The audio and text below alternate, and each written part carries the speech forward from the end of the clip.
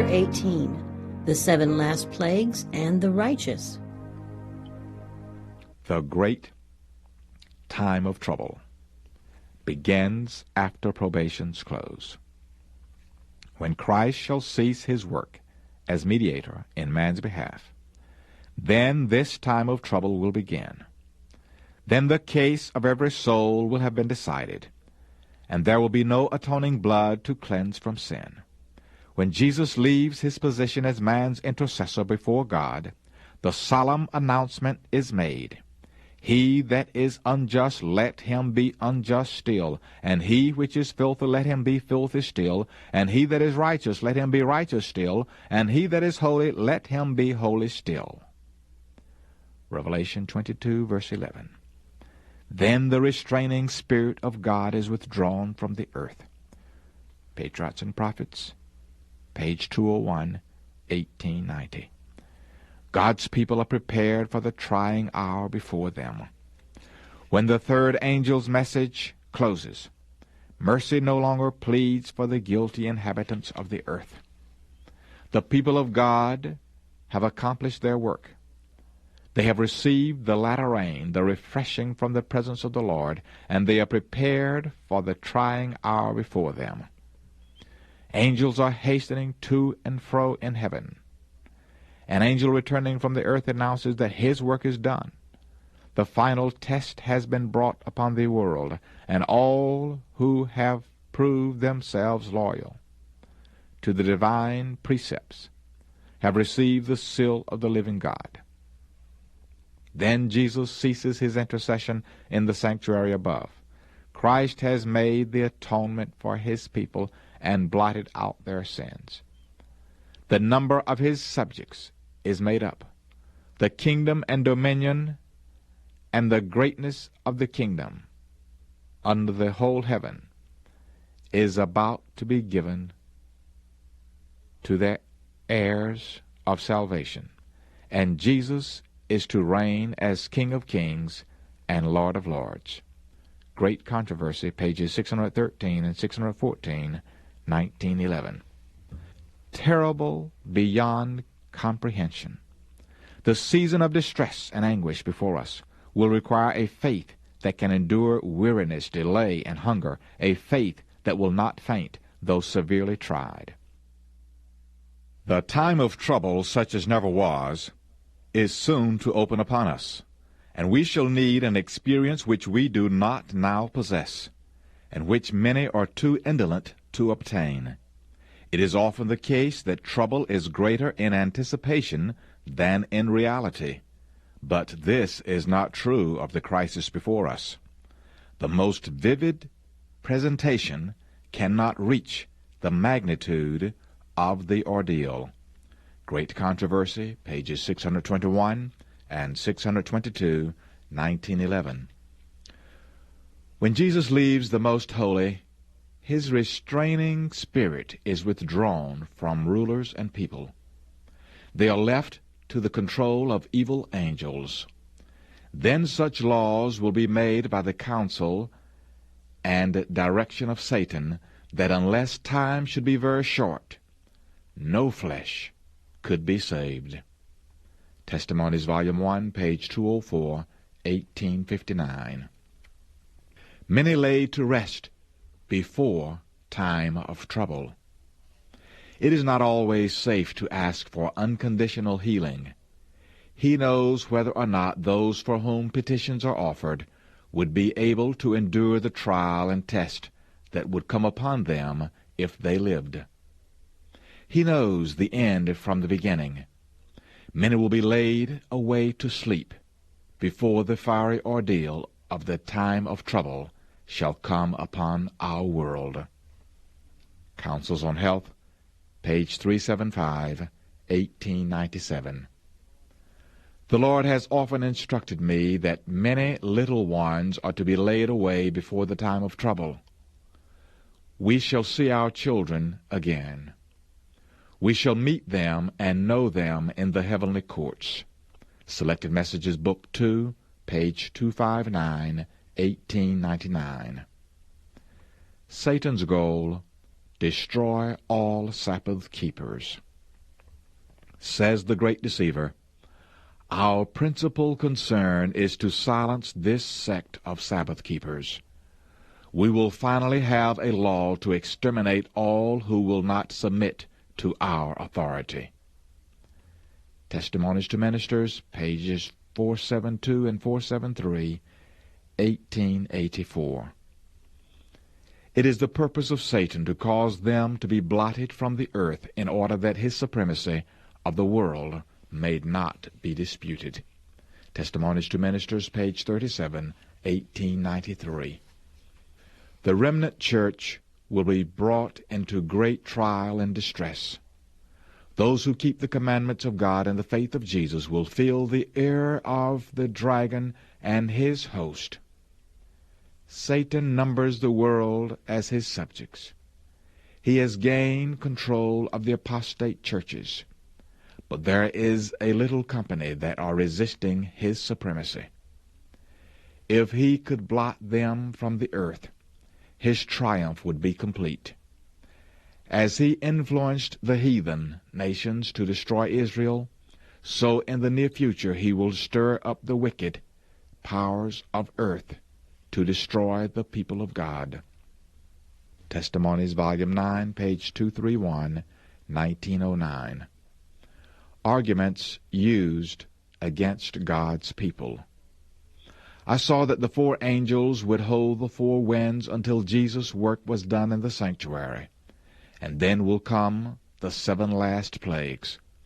These plagues enraged the wicked against the righteous. They thought that we had brought the judgments of God upon them, and that if they could rid the earth of us, the plagues would be stayed. Early Writings, page 36, 1851. When the angel of mercy folds her wings and departs, Satan will do the evil deeds he has long wished to do. Storm and tempest, war and bloodshed, in these things he delights, and thus he gathers in his harvest. And so completely will men be deceived by him that they will declare that these calamities are the result of the desecration of the first day of the week. From the pulpits of the popular churches will be heard the statement that the world is being punished because Sunday is not honored as it should be. Review and Herald, September 17, 1901. It will be urged that the few who stand in opposition to an institution of the church and a law of the state ought not be tolerated, that it is better for them to suffer than for whole nations to be thrown into confusion and lawlessness. The same argument 1800 years ago was brought against Christ by the rulers of the people. This argument will appear conclusive. Great Controversy, page 615, 1911. Death for all who do not honor Sunday. A decree went forth to slay the saints, which caused them to cry day and night for deliverance. Early Writings, pages 36 and 37, 1851. As Nebuchadnezzar, the king of Babylon, issued a decree that all who would not bow down and worship this image should be killed, so a proclamation will be made that all who will not reverence the Sunday institution will be punished with imprisonment and death. Let all read carefully the 13th chapter of Revelation, for it concerns every human agent, great and small. Manuscript Release, Volume 14, page 91, 1896. The time of trouble is about to come upon the people of God. Then it is that the decree will go forth forbidding those who keep the Sabbath of the Lord to buy or sell, and threatening them with punishment and even death if they do not observe the first day of the week as the Sabbath. In Heavenly Places, page 344, 1908. The powers of earth uniting to war against the commandments of God will decree that all, both small and great, rich and poor, free and bond, Revelation chapter 13, verse 16, shall conform to the customs of the church by the observance of the false Sabbath. All who refuse compliance will be visited with civil penalties, and it will finally be declared that they are deserving of death. Great Controversy, page 604, 1911. Especially will the wrath of man be aroused against those who hallow the Sabbath of the fourth commandment, and at last a universal decree will denounce those as deserving of death. Prophets and Kings, page 512, 1914. Death decree similar to that issued by Ahasuerus. The decree will finally go forth against the remnant people of God, will be very similar to that issued by Ahasuerus against the Jews. Today the enemies of the true church see in the little company keeping the Sabbath commandment a Mordecai at the gate. The reverence of God's people for his law is a constant rebuke to those who have cast off the fear of the Lord and are trampling on his Sabbath. Prophets and Kings, page 605, 1914. I saw the leading men of the earth consulting together, and Satan and his angels busy around them. I saw a writing, copies of which were scattered in different parts of the land, giving orders that unless the saints should yield their peculiar faith, give up the Sabbath, and observe the first day of the week, the people were at liberty after a certain time to put them to death. Early Writings, pages 282 and 283, 1858. If the people of God will put their trust in him, and by faith rely upon his power, the devices of Satan will be defeated in our time as signally as in the days of Mordecai. Signs of the Times, February 22, 1910. The remnant make God their defense. And at that time shall Michael stand up, the great prince which standeth for the children of thy people, and there shall be a time of trouble such as never was since there was a nation, even to that same time. And at that time thy people shall be delivered, every one that shall be found written in the book. Daniel chapter 12, verse 1. When this time of trouble comes, every case is decided. There is no longer probation, no longer mercy for the impenitent. The seal of the living God is upon his people. This small remnant, unable to defend themselves in the deadly conflict with the powers of earth that are marshaled by the dragon host, make God their defense. The decree has been passed by the highest earthly authority that they shall worship the beast and receive his mark under pain of persecution and death. May God help his people now, for what can they do in such a fearful conflict without his assistance?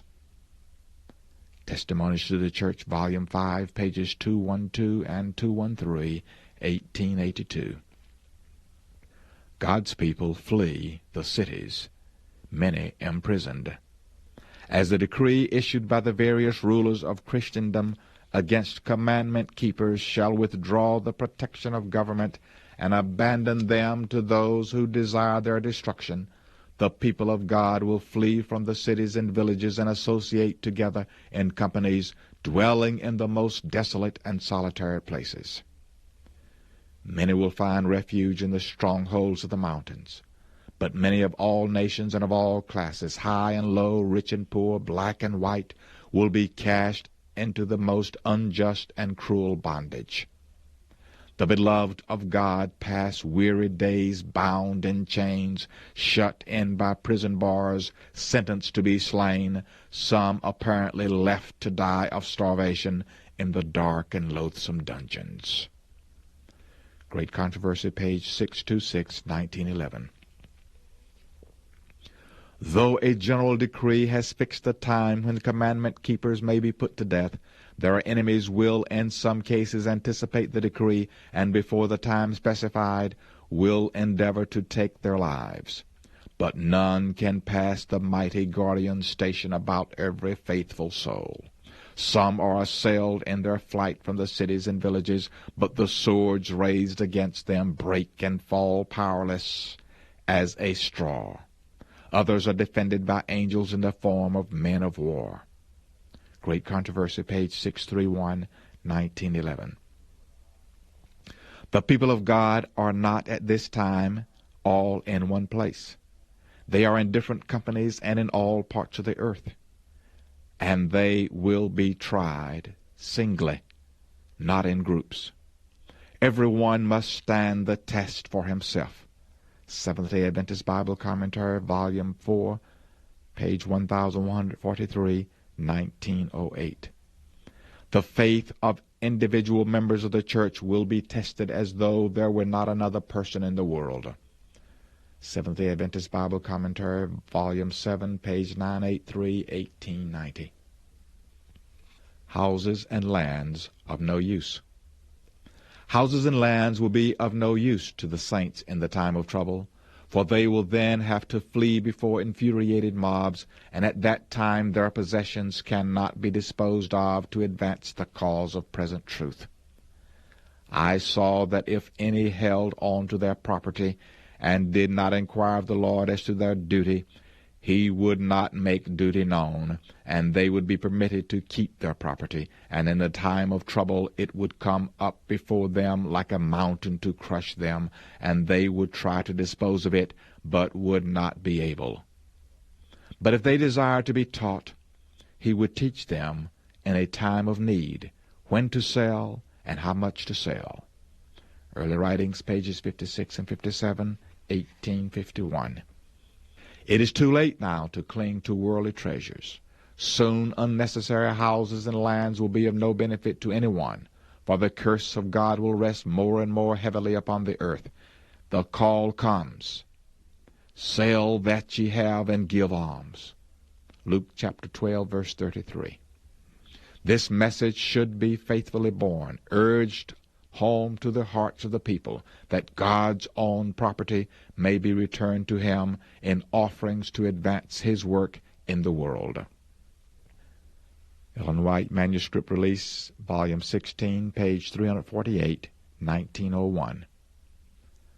Like the time of Jacob's trouble, a decree will finally be issued against those who hallow the Sabbath of the fourth commandment, denouncing them as deserving the severest punishment, and giving the people liberty after a certain time to put them to death.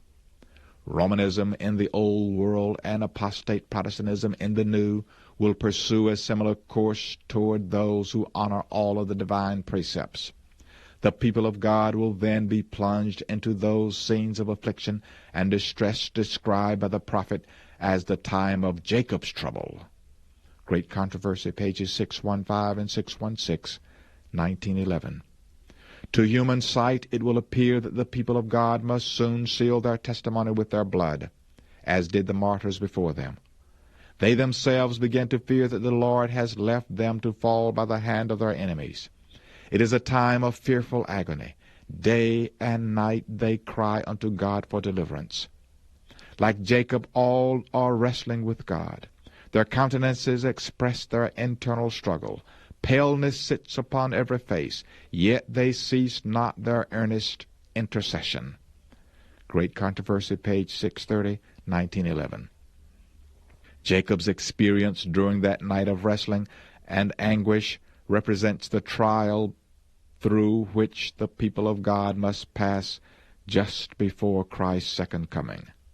The prophet Jeremiah, in holy vision, looking down to this time, said, "We have heard a voice of trembling, of fear, and of peace. All faces are turned into paleness. Alas, for that day is great, so that none is like it. It is even the time of Jacob's trouble, but he shall be saved out of it." Jeremiah chapter 30, verses 5 through 7. Patriots and Prophets, page 201, 1890. The righteous have no concealed wrongs to reveal. In the time of trouble, if the people of God had unconfessed sins to appear before them while tortured with fear and anguish, they would be overwhelmed. Despair would cut off their faith, and they could not have confidence to plead with God for deliverance. But while they have a deep sense of their unworthiness, they have no concealed wrongs to reveal. Their sins have gone before to judgment, and they have been blotted out, and they cannot bring them to remembrance. Great Controversy, page 620, 1911. God's people will have a deep sense of their shortcomings, and as they review their lives, their hopes will sink. But remembering the greatness of God's mercy and their own sincere repentance, they will plead His promises made through Christ to helpless, repenting sinners. Their faith will not fail because their prayers are not immediately answered. They will lay hold of the strength of God as Jacob laid hold of the angel, and the language of their souls will be, I will not let thee go except thou bless me. Patriots and Prophets, page 202, 1890. The saints will not lose their lives. God will not suffer the wicked to destroy those who were expecting translation, and who will not bow to the decree of the beast or receive his mark. I saw that if the wicked were permitted to slay the saints, Satan and all his evil host, and all who hate God would be glorified. And oh, what a triumph it would be for his satanic majesty to have power in the last closing struggle over those who had so long waited to behold him whom they loved. Those who have mocked at the idea of the saints going up will witness the care of God for his people and behold their glorious deliverance. Early Writings, page 284, 1858.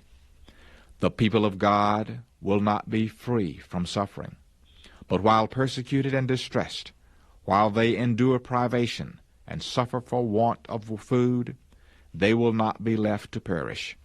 Great Controversy, page 629, 1911. If the blood of Christ's faithful witnesses were shed at this time, it would not, like the blood of the martyrs, be a seed sown to yield a harvest for God. Great Controversy, page 634, 1911. God will provide. The Lord has shown me repeatedly that it is contrary to the Bible to make any provision for our temporal wants in the time of trouble. I saw that if the saints had food laid up by them, or in the field in the time of trouble, when sword, famine, pestilence are in the land, it will be taken from them by violent hands, and strangers would reap their fields. Then will be the time for us to trust wholly in God, and He will sustain us. I saw that our bread and water will be sure at that time, and that we shall not lack or suffer hunger. For God is able to spread a table for us in the wilderness. If necessary, He would send ravens to feed us, as He did to feed Elijah, or rain manna from heaven, as He did for the Israelites. Early Writings, page 56, 1851. I saw that a time of trouble was before us, when stern necessity will compel the people of God to live on bread and water. In the time of trouble, none will labor with their hands. Their sufferings will be mental, and God will provide food for them. Ellen White Manuscript number 2, 1858. The time of trouble is just before us, and then stern necessity will require the people of God to deny self and to eat merely enough to sustain life. But God will prepare us for that time. In that fearful hour, our necessity will be God's opportunity to impart His strengthening power and to sustain His people. Testimonies to the Church, Volume 1, page 206, 1859. Bread and water is all that is promised to the remnant in the time of trouble. The Store of Redemption, page 129, 1870. In the time of trouble, just before the coming of Christ, the righteous will be preserved through the ministration of heavenly angels. Patriots and Prophets, page 256, 1890. No intercessor, but constant communion with Christ. Christ has made the atonement for his people and blotted out their sins. The number of his subjects is made up. When he leaves the sanctuary, darkness covers the inhabitants of the earth.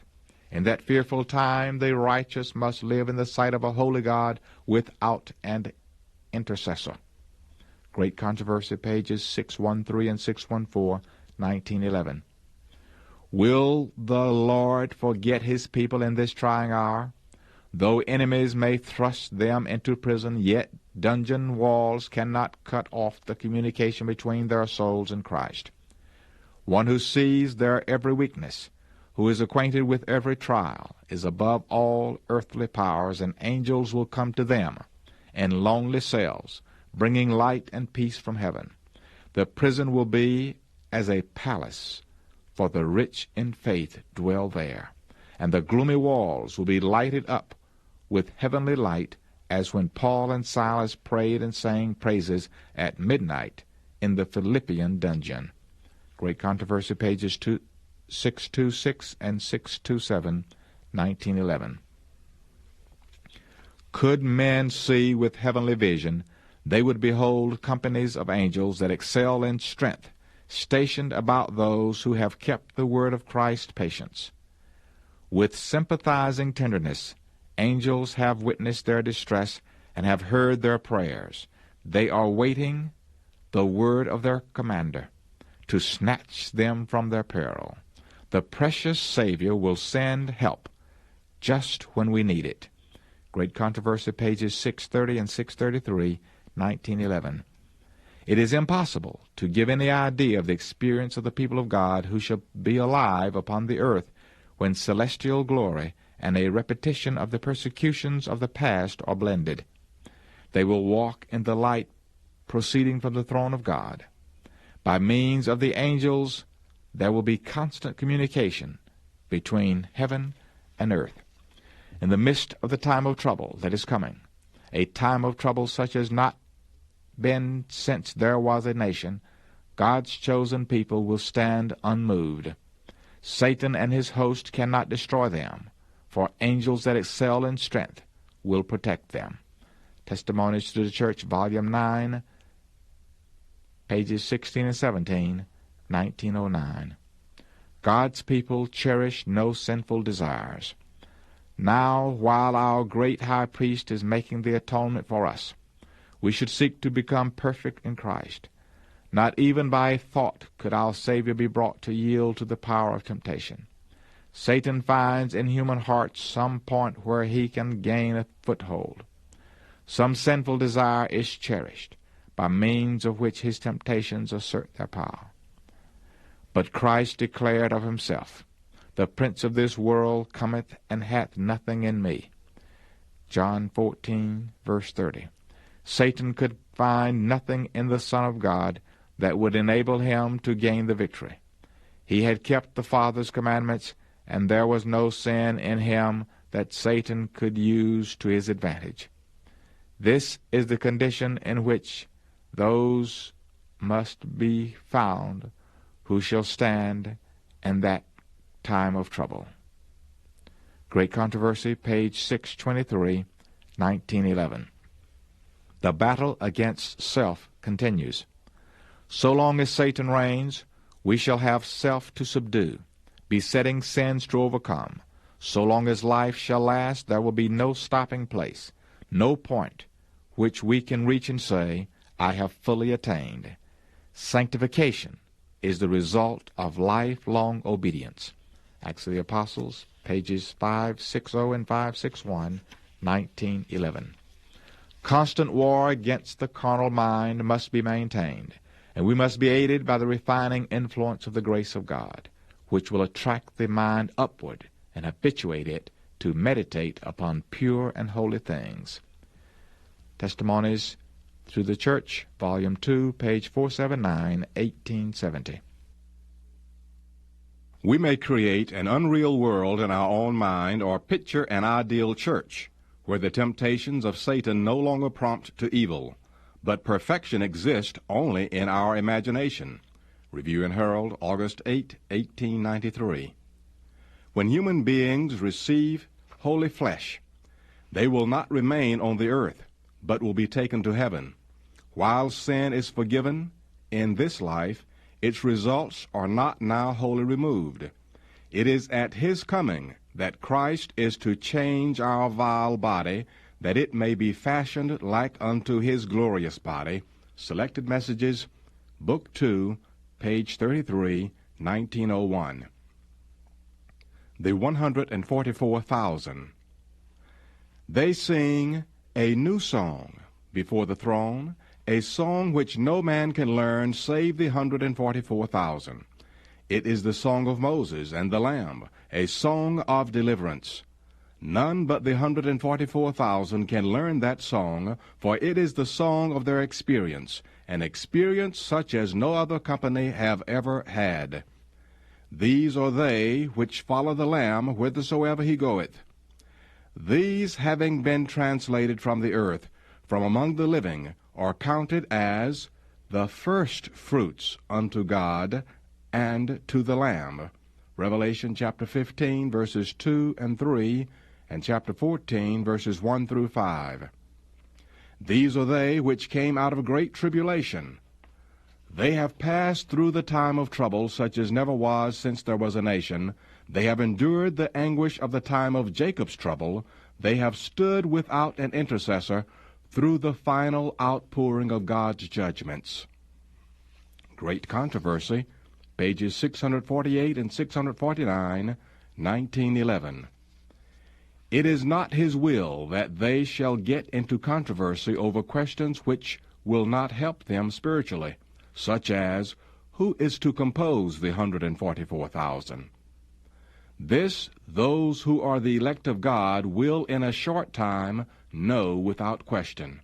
Selected Messages, Book 1, page 174, 1901. God's people delivered. Satan's host and wicked men will surround them and exult over them, because there will seem to be no way of escape for them. But in the midst of their revelry and triumph, there is heard peal upon peal of the loudest thunder. The heavens have gathered blackness, and are only illuminated by the blazing light and terrible glory from heaven, as God utters his voice from his holy habitation. The foundations of the earth shake. Buildings totter and fall with a terrible crash. The sea boils like a pot, and the whole earth is in terrible commotion. The captivity of the righteous is turned, and with sweet and solemn whisperings they say to one another, "We are delivered. It is the voice of God." Testimonies, Volume 1, pages 353 and 354, 1862. When the protection of human laws shall be withdrawn from those who honor the law of God, there will be in different lands a simultaneous movement for their destruction. At the appointed time, in the decree draws near, the people will conspire to root out the hated sect. It will be determined to strike in one night a decisive blow, which shall utterly silence the voice of dissent and reproof. The people of God, some in prison cells, some hidden in solitary retreats, in the forest and the mountains, still plead for divine protection, while in every quarter companies of armed men, urged on by a host of evil angels, are preparing for the work of death. With shouts of triumph, jeering, and imprecation, throngs of evil men are about to rush upon their prey, when, lo, a dense blackness, deeper than the darkness of the night, falls upon the earth. It is at midnight that God manifests his power for the deliverance of his people. In the midst of the angry heavens is one clear space of indescribable glory, whence comes the voice of God like the sound of many waters, saying, "It is done." Revelation chapter 16, verse 17. That voice shakes the heavens and the earth. The proudest cities of the earth are laid low. The lordly palaces upon which the world's great men have lavished their wealth in order to glorify themselves are crumbling to ruin before their eyes. Prison walls are rent asunder, and God's people, who have been held in bondage for their faith, are set free. Great Controversy, pages 635 through 637, 1911.